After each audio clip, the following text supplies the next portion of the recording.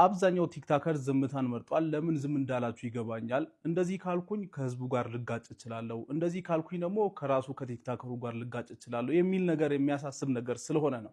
ነገር ግን እኔ በዚህ ቪዲዮ የማን አካውንት ባን መደረግ እንዳለበት፣ ማን ብሎክ ማድረግ እንዳለብን እና ማን ነው ካንስል መደረግ ያለበት የሚለውን ማስጠንቀቂያ የሚሰጣቸውም ሰዎች አሉ በዚህ ቪዲዮ እና አንዳንድ ጊዜ የሌላችሁ ሰዎች ካላችሁ ይሄ ቪዲዮ ትንሽ ረዘም ሊል ስለሚችል ስክሮል ማድረግ ትችላላችሁ።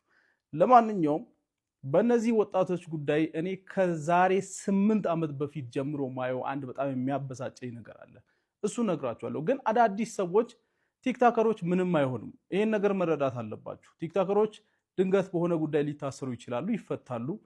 አንዱ ቲክታከር ከሌላው ጋር ሊጣላ ይችላል። ያው ወጣት ነን እንዴ እና አንዱ ከአንዱ ጋር ሊጣላ ይችላል። ተመልሶ ሊታረቁ ይችላሉ፣ ላይታረቁም ይችላሉ።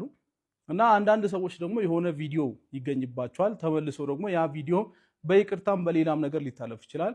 ወጣቶች ናቸው ቲክታከሮች፣ የፍንዳታነትም ዘመን ነው። ስለዚህ ይሄ ነገር ያልፋል። እሱ አይደለም ምን የትልቁ ጉዳይ ማለት ነው።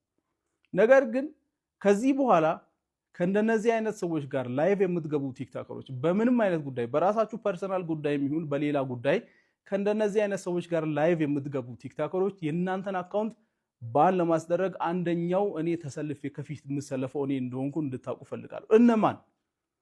ከዛሬ 8 ዓመት ጀምሮ እኔ ዛሬ 8 ዓመት ቲክታክ ዩቲዩብ የሚባለው ነገር ምንድነው ብዬ ገና ስጀምር ቲክታክ ባልነበረበት ጊዜ ጀምሮ ሁሌ የህዝቡን አቴንሽን ወደዛ ሲያደርጉ የነበሩ አንዴ ፖለቲካ ይጀምራሉ፣ አይሳካላቸውም። ከዛ ደግሞ ሰው ፖለቲካ የሚባል ነገር ጥንቅር ብሎ ይቅርብኝ ብሎ ተወ። ከዛ ሃይማኖት ጋር መጡ። ሃይማኖትም እንዲህ ሲሉ ህዝቡ ነቃባቸውና ከዛ ተው። አሁን የቲክታከሮችን የነዚህን ያንግ የሆኑ ቲክታከሮችን ላይፍን ገና አንደርስታንድ ለማድረግ እየታገሉ ያሉ ቲክታከሮችን ላይፍ እንደ ንግድ ይዘው ለመነገድ በእነሱ አስታራቂ ለመብሰል እናንተን ማን ነው አስታራቂ ብሎ የሰይማችሁ? እናንተ ለራሳችሁ መጀመሪያ ከራሳችሁ ጋር ታረቁ። አንድ ሶፋ ላይ ቁጭ ብላችሁ 8 ዓመት ሙሉ ህዝቡን ባገኛችሁት ነገር ሁሉ ስታባሉ ከርማችሁ አስታራቂ ልትሆኑም አትችሉ።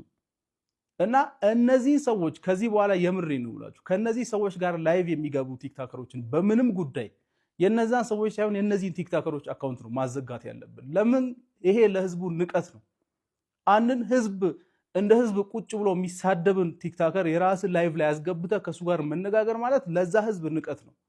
አንድን ሃይማኖት ቀን ሙሉ ሲሳደብ የሚሉ ሰው እያምጥተሽ ከራስሽ ላይቭ ስትሪም እያደረግሽ ከሱ ጋር መነጋገር በምንም አይነት ጉዳይ ለዛ ሃይማኖት ተከታይ ንቀት ነው። ይሄንን አንደርስታንድ ማድረግ አለባችሁ ባይዘው።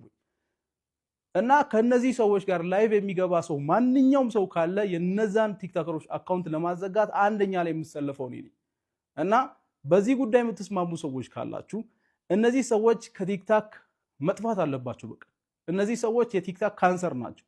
በጣም ብዙ ሰው ሶሻል ሚዲያ ላይ መስራት ሲፈልግ እነዛን ሰዎች እያየ የተጸየፈ ከሶሻል ሚዲያ ማግኘት ያለበትን ጥቅም ሳያገኝ የቀረው በእነዚህ አይነት ሰዎች ነው። እኔ እነሱን ባየው ቁጥር በቃ ቲክታከር ዩቲዩበር የሚባለው ነገር ያሳፍረኛል።